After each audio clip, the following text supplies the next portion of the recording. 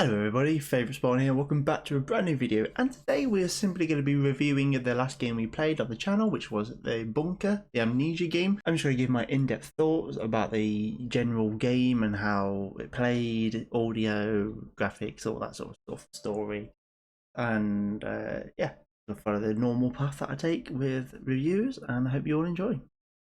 So first things first, my overall impression, I thought it was a very interesting concept with it being like I think it's a World War II bunker, and basically there's a monster inside and you've got to escape, essentially. I thought it was pretty much perfectly done for me. It was very it's very trial and error to begin with, and then things start clicking into place, which if you're more a fan of like spoon-fed bit easy, this might not be the game for you, because there are some moments where you sort of sit there, you're like, I forgot what to do. I can't figure it out. But once you get into it, you start figuring out all the quirks and the mechanics and stuff and how it is. But with gameplay wise, it's different for me, because normally I just like press A to open, press A to close. But with this, obviously you've got to like hold the trigger like as if you're using, that's your hand, and you've got to pull the analog stick back, and that opens the door. So for somebody who's never played games like that before, that added a bit more of the uneasy and stress, because I was like,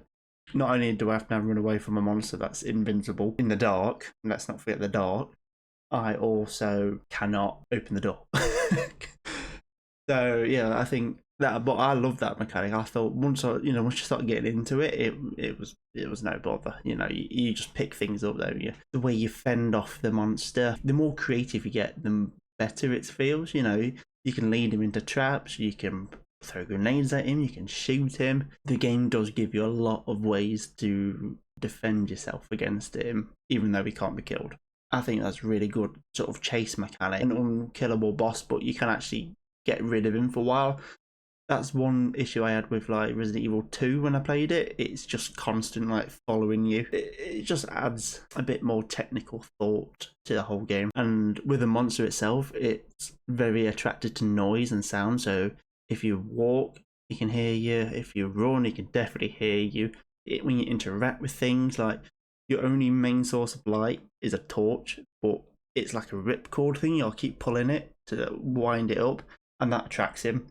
But that's also your main thing. So you've got to like juggle, like, do you sort of stumble around in the dark in quiet, or do you possibly run the risk of alerting him to your, at least the general area, and then he's obviously lurking about for the whole area then. So it's things like that I really enjoyed. Like, it's almost like a game of chess that you're playing, and it's like, if I do this, then that happens, but if I do, and you really get into it, really tactically thinking steps ahead of what it could do. With the sound, I thought the sound design was great, especially with it being dark, and sometimes the only way to find the monster is by listening.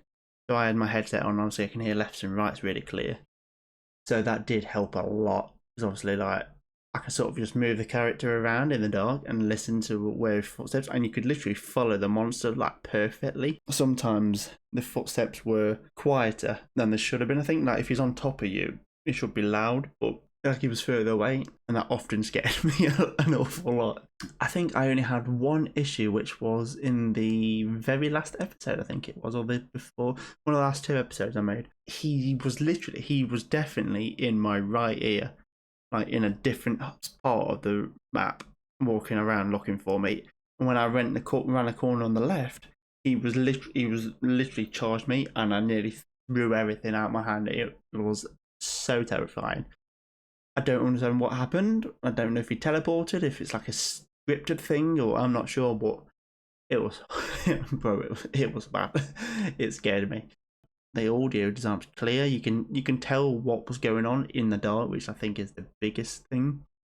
And also, there's like no music, so it's like deathly quiet when you're walking around. So all you can hear is your footsteps and heavy breathing, and all that sort of stuff. I think the audio was great. It just really leveled up the atmosphere of it all. Graphics wise, there's not really much to go off. I mean, it's a decent looking game as standards go nowadays, but it wasn't anything breaking the mold sort of thing. You know, it wasn't like a Battlefield or Call of Duty sort of level designer. You don't really see a lot of it. Well, I didn't, because I pretty much kept the lights off at all times, like the main lights, because I couldn't be bothered with all the fuel. But when I had the lights on, it looked really pretty, especially in, you know, when you use like the candles and stuff for the flames. It illuminated everything around it and everything. You know, there's like a lovely little hue to it. So I did like the lighting effect in this game a lot. So the game itself was actually, I found to be very short. I know there's more to read, like lore-wise, and I did none of that. I am not very good with the whole reading and aspects. I just can't be bothered with it all. But yeah, it only took me about 5 hours to complete, I think.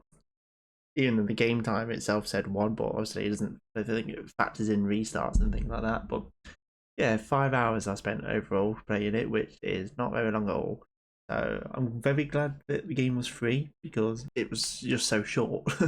Overall, my final thoughts was it's a fairly decent game. I really enjoyed the mechanics. I like the thrill of the chase, even though I'm the one being chased. You know, it does get your heart going a bit, and it's just fun. It's, you know, very easy, very simple fun. I would give it an 8, just because of the scares alone. If it wasn't as jump scary, it might have been like a high 6, 7-ish. But yeah, I really enjoyed it. I didn't have any technical issues except for one where it froze. Like my character sort of froze. I could walk, but I couldn't do any actions. I couldn't move my hands or anything, so I couldn't open inventory or anything. But other than that, literally it was pretty much perfect. As always, if you did enjoy what you just saw, please consider having a look around the rest of the channel. I hope you do find other entertaining videos on here. If you do, please consider subscribing. It really does mean a lot. I'd like to see all of you in the next episode.